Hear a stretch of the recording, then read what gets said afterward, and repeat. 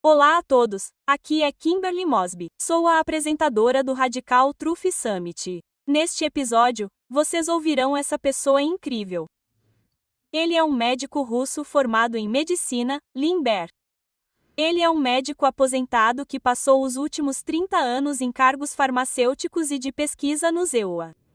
Em 2020, ele foi diagnosticado com síndrome de Havana pelo mesmo grupo de médicos da Universidade de Miami que diagnosticou a coorte original da síndrome de Havana e usou os mesmos critérios de diagnóstico. O Dr. Ber está aposentado por motivos médicos e está incapacitado devido à síndrome de Havana. Ele é um líder médico global e membro do conselho da organização sem fins lucrativos Target de Justice. Bem-vindo, Dr. Lember. Estou feliz por tê-lo aqui. Estou muito feliz de estar com você, Kimberly. Obrigado por me convidar. Claro. Sim, a síndrome de Havana está no noticiário. Foi na audiência de 8 de maio de 2024 entre o Departamento de Justiça e a Administração de Segurança Nacional, e sei que você falou um pouco sobre isso. Então, eles estão reconhecendo isso. Então, eu gostaria que você explicasse o que é a síndrome de Havana e o que não é. Essa é uma ótima pergunta. Ainda há muitos equívocos sobre o que é a síndrome de Havana. Antes de tudo, temos que definir o cenário de que a síndrome de Havana é parte da guerra cognitiva. Tem havido muita conversa sobre guerra cognitiva e as pessoas estão muito confusas sobre o que é e como é feita. Bem, a síndrome de Havana é provavelmente a forma mais destrutiva de guerra cognitiva porque detecta o cérebro de um indivíduo e o degrada e induz a incapacitação no momento por meio dos ataques. Portanto, a síndrome de Havana como termo tem sido criticada e o governo do ZEUA sugeriu usar incidentes de saúde anômalos para os ataques da síndrome de Havana, mas acho que no tipo de cenário verbal do público americano, a síndrome do céu é provavelmente aceitável e eles sabem o que é. Assim como os diplomatas em Cuba e em todo o mundo, e é isso que o governo do ZEUA reconhece em diplomatas, espiões e funcionários federais. Ataques estão acontecendo em civis do ZEUA e na alma do ZEUA. Então, deixe-me explicar como são esses ataques. Eles têm um início repentino. Começam com a sensação de som. Não o som em si, apenas a sensação de som no cérebro ou um fenômeno sensorial conhecido como turbulência. E turbulência é um termo novo para muitos médicos e eles meio que não têm um ponto de referência para isso. É como se seu cérebro, corpo e tronco estivessem vibrando. Você não consegue ver essa vibração. Não é como epilepsia. Você pode ter espasmos mímicos como esse tipo de contrações musculares se aumentar a potência, mas normalmente é apenas a sensação de vibração e é muito desconfortável. As pessoas não conseguem, você sabe, as vítimas dos pacientes podem vocalizar como se o ataque fosse intenso. Literalmente as pessoas ficam em posição fetal e gritam porque essa pressão vibratória é muito desconfortável. E não é realmente uma dor de pressão. Não é dor porque atinge diferentes receptores no cérebro. É por isso que, por exemplo, os opioides não ajudariam com esse tipo de dor. Eles apenas atuam por meio de diferentes receptores. Então, essa é a primeira característica central da incidência anômala dos fãs dos ataques reais. Então, o início repentino do som pode ser um som diferente ou amortecimento da vibração. Esta é a primeira e a segunda característica central é o início simultâneo do problema de equilíbrio. As pessoas perdem o equilíbrio. Como a vertigem. Certo? Mas de um ponto de vista subjetivo, é um pouco diferente para a vertigem, mas vertigem é o termo aceitável. Certo. E pode haver um tipo emocional de uma sensação de agravamento, de desgraça ou algo assim, porque o cérebro também é um órgão onde produzimos nossas emoções, então as emoções são afetadas e cognitivamente o que eu chamo de colapso cognitivo. Você basicamente não consegue falar, não consegue manter o equilíbrio. É difícil pensar. É literalmente doloroso pensar durante o ataque e pode durar até 15 minutos. O máximo que já tive foi quase 2 horas, e uma intensidade diferente e tudo mais. Então, nós vimos a primeira característica: início repentino e vibração e vertigem, colapso cognitivo ocorrendo simultaneamente. E então a terceira é que esse fenômeno tem direcionalidade. Então, por exemplo, se você ouvir um som, você sempre pode dizer de qual direção ele está vindo. Certo? E a dor às vezes é mais de um lado da cabeça e isso também contribui para a sensação de duração. Então, o terceiro e o quarto ponto é que não há condições médicas, pré-existentes ou ambientais que possam causar. Na verdade, essa combinação foi chamada pela Comunidade de Inteligência de Avaliação Científica de 2022. Foi chamada de condição médica e neurológica única e nunca vista antes. Portanto, é uma nova constelação de sintomas. Então, essas 4 características, se você as tiver, são a Síndrome de Havana, certo? As pessoas estão tentando expandi-la, e eu entendo que alguns dos efeitos são de baixa intensidade, de maior duração e pode ser um subconjunto da Síndrome de Helena, mas o que nós, porque temos critérios diagnósticos específicos que foram usados, meio que criados com base naquele grupo homogêneo de pacientes de Havana, Cuba, os 25 pacientes indiscutíveis da Síndrome de Havana, que o Comitê de Inteligência ainda diz que não há outra explicação. É uma novidade. Nunca vimos isso antes.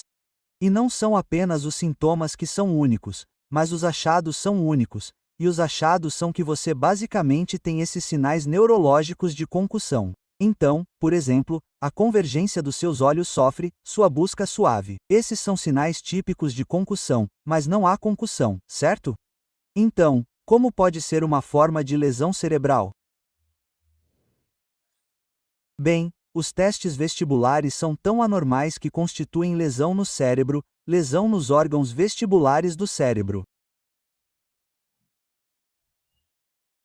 E a razão pela qual os órgãos vestibulares são tão prejudicados e danificados, o dano é permanente, é porque esses órgãos do sistema vestibular são literalmente esses pequenos sacos de fluidos.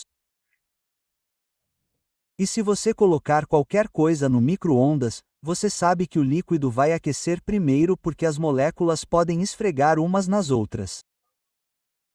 Se for uma estrutura sólida, é difícil fazer essa molécula se mover e requer mais energia, mas esses líquidos são atingidos primeiro. Então, por trás de todos esses sintomas e achados, há também achados em exames cerebrais, etc. Mas o diagnóstico principal é baseado nessas características vestibulares e neurológicas precárias. Então, eles estão basicamente colocando seu cérebro em um micro-ondas, sabe? Ponto de interrogação. Sim. Mas seu micro-ondas cria uma onda contínua. O fato de você ter essa sensação de choque, sensação de vibração, é porque essas não são contínuas. Não é como seu Wi-Fi. São pulsos eletromagnéticos de alta energia, supercurtos, como milissegundos, nanosegundos, de alta potência. Então, isso é diferente. É assim que sabemos que esse é um ataque intencional, porque os pulsos, esse tipo de pulso, esse tipo de energia projetada não é encontrada em nosso ambiente. Sim, Existem pessoas com hipersensibilidade eletromagnética e esse é um tipo diferente de sensibilidade, que é muito real, com certeza. Na verdade, agora sabemos que há um componente genético nisso. Então, será amplamente reconhecido, embora atualmente a profissão médica não o negue. Sim, é a hipersensibilidade eletromagnética à energia contínua ou mesmo pulsada, e não tão alta. Os ataques da síndrome de Havana ocorrem porque os pulsos eletromagnéticos são supercurtos e de energia muito alta. Estamos falando de gigawatts por pulso. Sim, É uma quantidade enorme de energia, e as pessoas até perguntam se podemos tolerar isso. Bem, o equívoco é que esses pulsos eletrônicos também podem danificar os eletrônicos. Mas o cérebro é uma estrutura coloidal semilíquida dinâmica e temos resistência. Temos essa capacidade de absorver essa energia. Mas esses pulsos curtos criam essas ondas termomecânicas por todo o cérebro.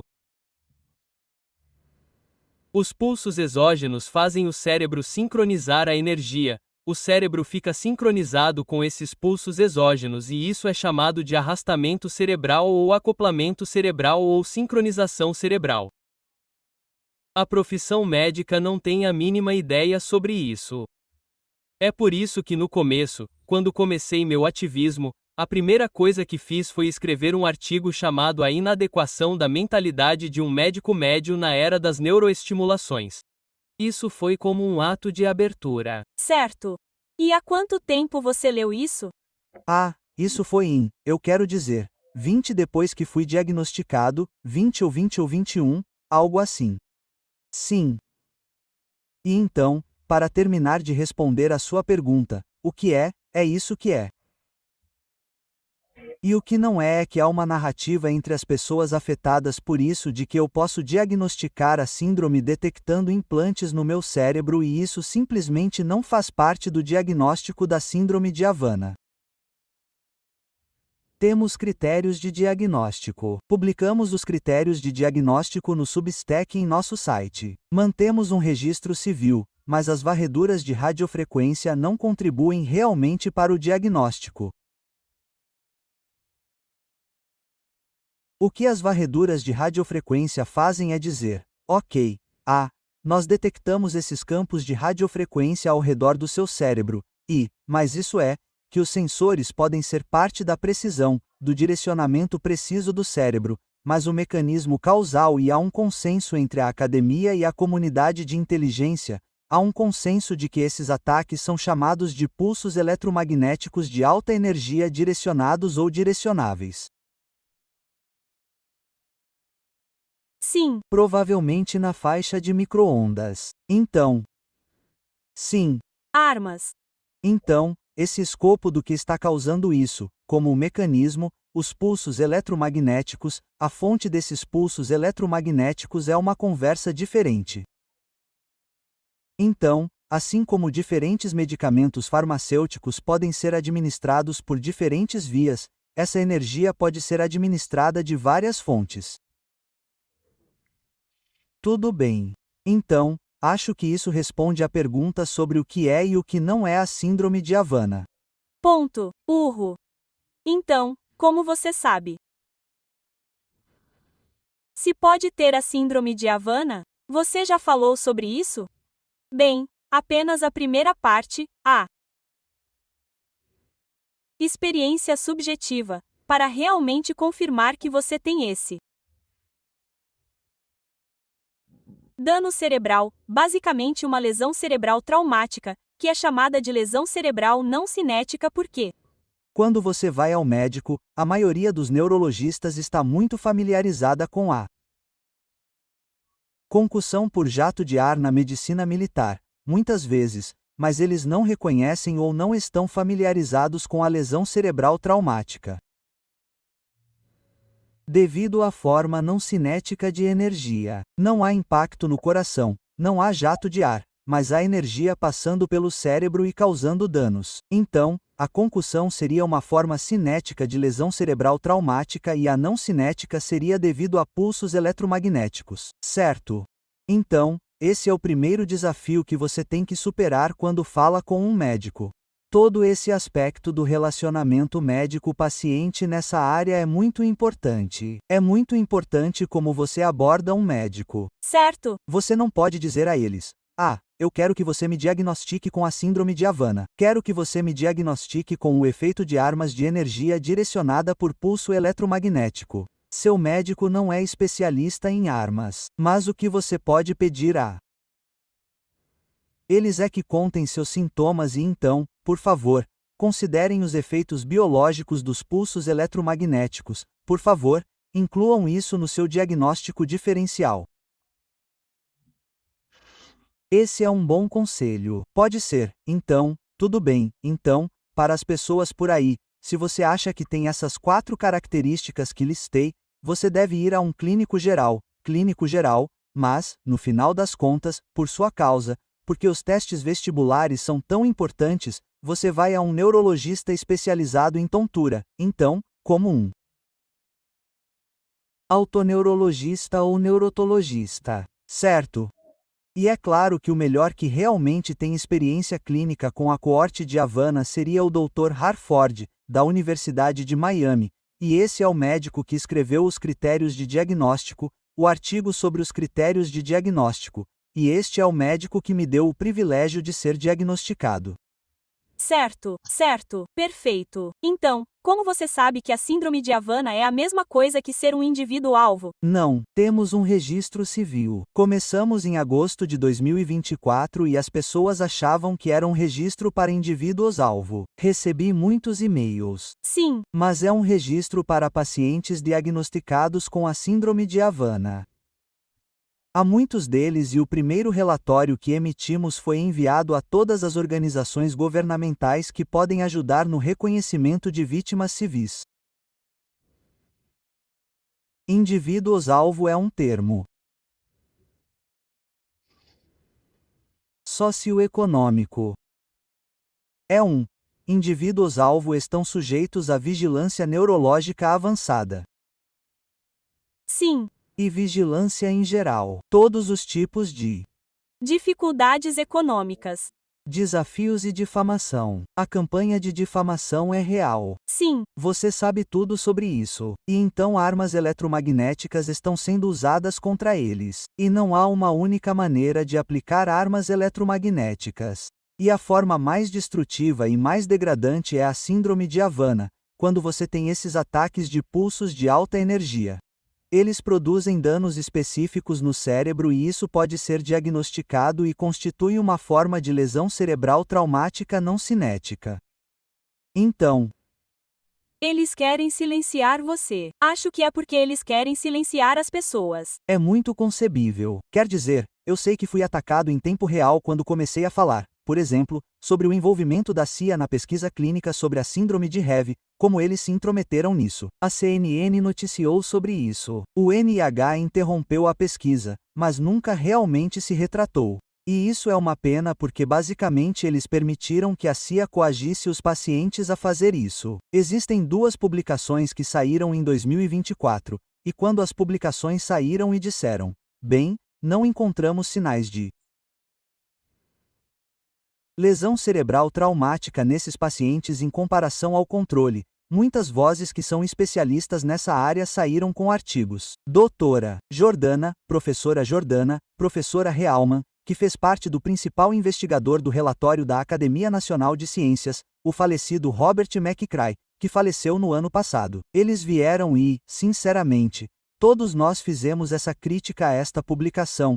Essas publicações são inconsistências metodológicas e isso foi antes de sabermos sobre a coerção. Então, os artigos foram publicados em 2020, não digo março ou maio de 2024. E em agosto, setembro, soubemos que o NIH interrompeu o estudo e eles disseram: agora percebemos que a CIA coagiu os pacientes e isso distorceu os resultados, e isso é simplesmente inaceitável. E esses são os estudos recentes que estão sendo citados no relatório de inteligência mais recente, mas temos que fazer algo a respeito. Isso é Absolutamente. uma manipulação de dados clínicos. Temos que nos retratar do estudo. Sim, Concordo. Como há tanta coisa nefasta, doentia e distorcida acontecendo que é muito difícil acompanhar. É como um trabalho de tempo integral se educando sobre todas essas coisas. Então, espero que com essas entrevistas possamos despertar algumas das massas. Espero que em uma escala maior. Minha outra pergunta é como a síndrome de Savannah pode ser diagnosticada? Não, eu já perguntei isso. Certo. Ó, Governo do ZEUA reconhece a síndrome de Havana em civis e quais são os desafios para isso? sim. Então, esse é um problema enorme. O relatório de responsabilidade do governo em 2024 foi divulgado. Ele examinou o registro do DoD mantido pelo IAH, e eles disseram que havia 334 pacientes, incluindo 15 crianças, e cerca de 40% deles foram atacados domesticamente. Esses são funcionários federais e seus dependentes que receberam assistência médica devido aos incidentes de saúde anômalos da AHI, e absolutamente nenhum relatório foi feito sobre as vítimas civis, e achamos que o USG, o governo do ZEUA, está resistindo à ideia porque essas são armas militares e o uso de armas militares contra civis é um crime de guerra. Então eles estão realmente resistindo à ideia de que civis comuns também são vítimas de uma síndrome e isso é um fato inegável. Esta é a razão pela qual iniciamos o registro civil. Esta é a razão pela qual publicamos os resultados em janeiro deste ano, e estamos batendo na porta de todas as agências governamentais, todos os membros do Comitê de Segurança e DHS do Senado e da Câmara do ZEUA. Você já mencionou a audiência que ocorreu em maio de 2024, na qual, a propósito, o representante Goldman de Nova York fez essa pergunta específica que o registro está respondendo agora. Ele perguntou quase textualmente se havia civis que não fossem funcionários federais e nem seus dependentes que fossem vítimas da síndrome de Havana. As testemunhas presentes na audiência não puderam responder, pois disseram: não posso responder a essa pergunta porque só trabalho com funcionários federais. Bem, quem está trabalhando com funcionários não federais? Aspas. Sim, e essa é realmente a única organização à qual pertenço, uma líder médica global e membro do Conselho da Target Justice. É uma organização de direitos civis sem fins lucrativos 51c3. Sim. Temos 21.000 assinantes em nosso Substack e esta é a iniciativa que iniciamos no ano passado e os resultados agora estão sendo distribuídos a todos que desejam ouvir. O governo do ZEUA simplesmente precisa reconhecer que sim, temos vítimas civis e que esses são pacientes diagnosticados. Essas não são pessoas que afirmam ter sido diagnosticadas usando os mesmos critérios dos pacientes com síndrome de Havana. Sim. E muitas vezes são diagnosticadas pelos mesmos médicos. Portanto, é um fato incontestável e incontestável que precisamos forçar e quebrar esse teto e obter o reconhecimento. E isso realmente deve mudar a conversa porque qualquer americano, e também há pessoas no mundo todo, mas estamos falando dos Estados Unidos, qualquer residente do ZEUA, incluindo crianças, está sendo vítima e quem pode ser o próximo. É por isso que essa questão não diz respeito apenas à comunidade visada. Diz respeito a todos os americanos que não querem que seu cérebro seja degradado, seus filhos. Isso tem consequências terríveis para o desenvolvimento. Ponto. Então, isso é nós, e estou focado nesse objetivo. O objetivo é fazer com que o governo do ZEUA reconheça as vítimas civis da síndrome de Ellen e comece a rastreá-las. Onde está o CDC? Comece a analisá-las. Onde está o FBI? E comece a mitigá-las. Todos nós precisamos de ajuda. Sim, ainda estou recebendo esses ataques todos os dias. Acabei de ter um há 2 horas. Então, se eles forem o governo, até que o governo comece a reconhecer isso, se os ouvintes tiverem sido diagnosticados com a síndrome de Havana, eles podem acessar o registro civil em it.com e inserir suas informações ou como eles fazem isso, porque você quer o máximo de informações possível sobre pessoas diagnosticadas com a síndrome de Havana. Certo? Certo. Então, é um e-mail do registro civil. Em protonrotonmail.com. Certo. Envie sua pergunta. Enviarei a você um link para orientação diagnóstica, que também está disponível em meu Substack landbearmds.substack.com. E se você já foi diagnosticado, há muitas pessoas que já foram diagnosticadas, mas têm algum tipo de hesitação em realmente se assumir porque há medo de perseguição do governo e... Correto. Sinto que não há mão de obra suficiente. Se mais pessoas começarem a se manifestar como nós, já que sou uma sobrevivente visada, começarem a se manifestar e contar suas histórias, elas não terão mão de obra suficiente para nos silenciar, porque então estaremos nos unindo como uma comunidade e não sendo covardes, porque, no fim das contas, esse tipo de armamento de energia direta é administrado por um bando de indivíduos covardes, porque eles estão se escondendo atrás do que estão fazendo e não mostram seus rostos. E então eu acho que eles são um bando de covardes, na minha opinião. Sim, sim. Definitivamente, existe a ideia de torturar alguém dia após dia, sabe? E é uma instituição que foi institucionalizada e é como uma psicopatia no nível organizacional. Isso é realmente um fenômeno muito perturbador. E quanto às armas em si, as pessoas pensam em uma arma de energia direcionada como uma arma de raios ou algum tipo de configuração. A realidade da tecnologia de hoje é que esses são sistemas de armas de energia direcionada. E se você quiser ir para a página do Congresso, congress.gov, temos em 2016 aquele ato de aquisição de sistema de armas de energia direcionada. Sim, foi aprovado. Foi enviado ao Comitê das Forças Armadas do ZEUA para execução. Mas há uma definição do que é esse sistema de armas de energia direcionada e diz que é uma ação militar usando feixe eletromagnético para destruir e destruir equipamentos e pessoal. Sim. Então, você acha que eu já mencionei esse equívoco, de que você pode, sabe, fritar eletrônicos, sabe, atacar drones, por exemplo, isso é feito por meio dessas armas de energia direcionada, também chamadas de armas eletromagnéticas? E adivinha quem é o maior, quem tem a maioria dessas armas de energia direcionada? É a divisão Delta 3 da Força Espacial do ZEUA. Uau! Então, sistemas significam que não é uma única arma. Existe uma tecnologia chamada integração avançada de feixe ou algo assim. Então você pode ter várias fontes de energia direcionada. Elas podem se encontrar no porto. Então, quando você combina feixes, há um efeito chamado heterodinação, que permite uma distribuição de feixe muito mais avançada e também pode ser preciso.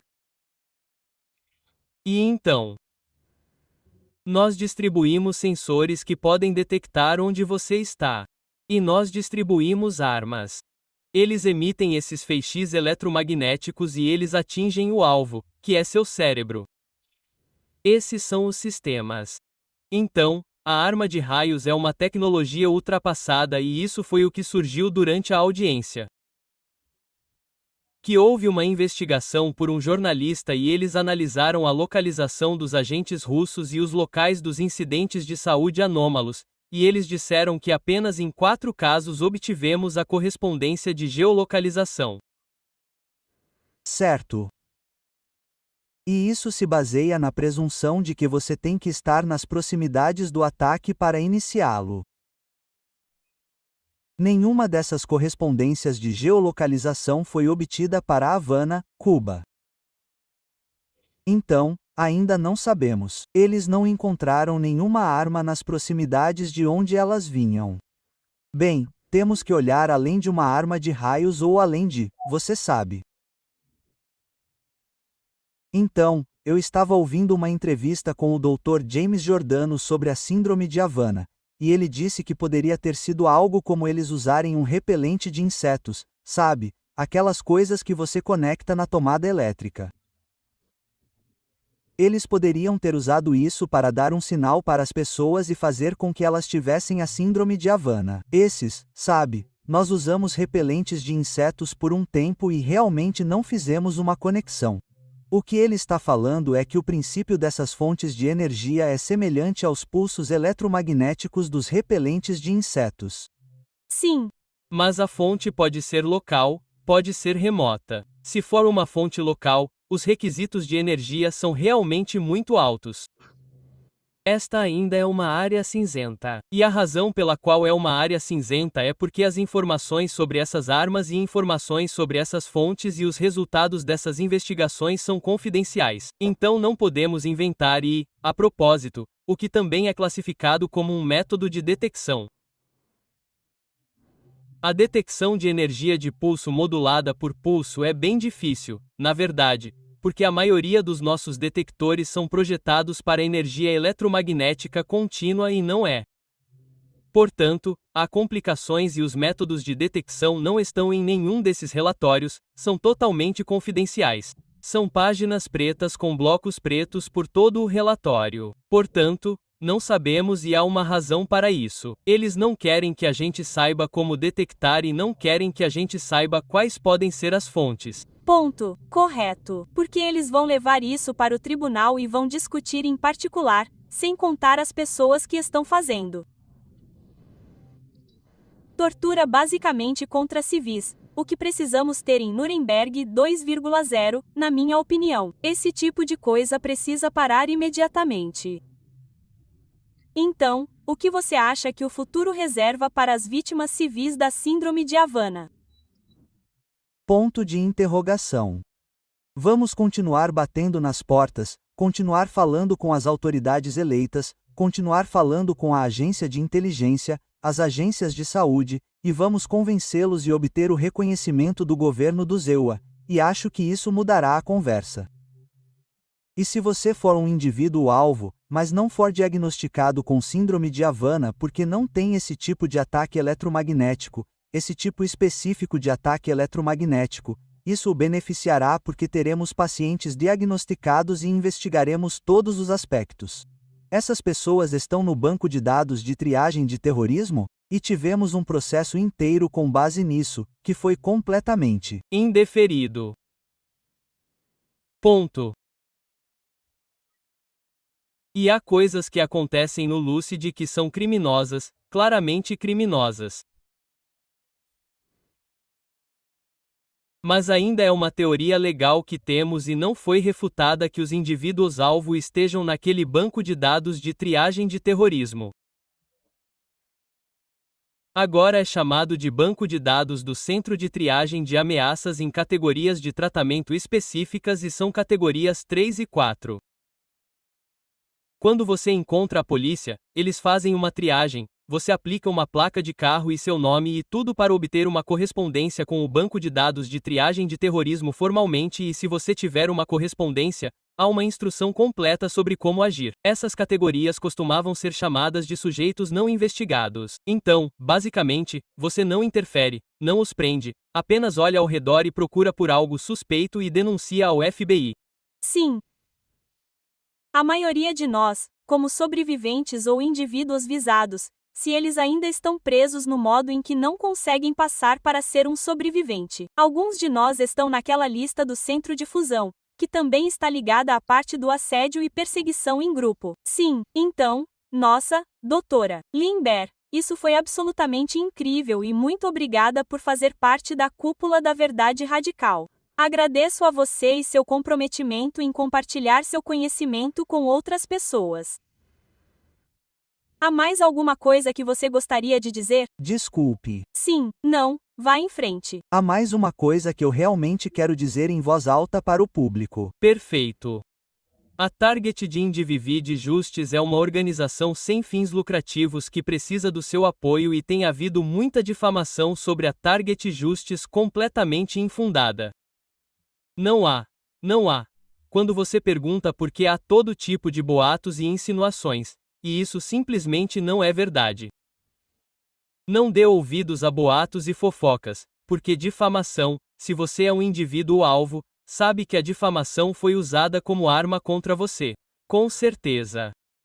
Então, quando algo assim acontece com pessoas que se importam com seus interesses, que promovem sua agenda, estamos lutando pelo reconhecimento em todos os níveis do governo. Não olhe para o que foi dito sobre essas pessoas, mas o que elas estão fazendo. E estamos lutando para manter a credibilidade porque a campanha de difamação tem sido absolutamente brutal. Então, Eles apenas trouxeram de dentro. Quero dizer, eles provavelmente estão fazendo isso de propósito. E o que a comunidade-alvo precisa perceber é que precisamos nos unir como uma comunidade e precisamos parar de deixá-los fazer isso conosco, porque assim como eles espalham propaganda na televisão, isso é coisa do governo, eles estão espalhando propaganda para colocar a comunidade-alvo uma contra a outra. Então, concordo 100% com você, Len. Concordo. Sim, obrigada, Kimberly. Vocês foram um ótimo público e fizeram todas as perguntas certas. O motivo pelo qual estou focando na síndrome de Helena é porque esse é meu compromisso pessoal de obter reconhecimento e quero que todos saibam o que é a síndrome de Havana, como ela pode ser diagnosticada e por que você pode ser uma vítima. Se você for vítima desses ataques, não há dúvidas. Quando fui a Miami com meus sintomas e descobri os critérios do diagnóstico, tinha 90% de certeza de que esse seria o diagnóstico, e de fato era. Sim. Então, a certeza em ter um diagnóstico, e imagine sua família, seus parentes, seus entes queridos que estão realmente ignorando você e negando esse apoio social. Sim. Imagine se você tem um diagnóstico que muda toda a sua estrutura de apoio social, e isso é muito importante porque focar em uma parte do programa de segmentação é isolar o alvo. Isso mesmo. Obrigada. Sim, obrigada. E para vocês, espectadores, que estão assistindo a isso, lembrem-se de que este vídeo estará disponível apenas por tempo limitado. Então, se você ainda não fez o upgrade para o status VIP, peço que faça isso. Você terá acesso a esta entrevista sob demanda, quando for conveniente para você. E, como sempre, continuem firmes. Esperamos conseguir. Obrigado, Dr. Lambert. Foi um prazer.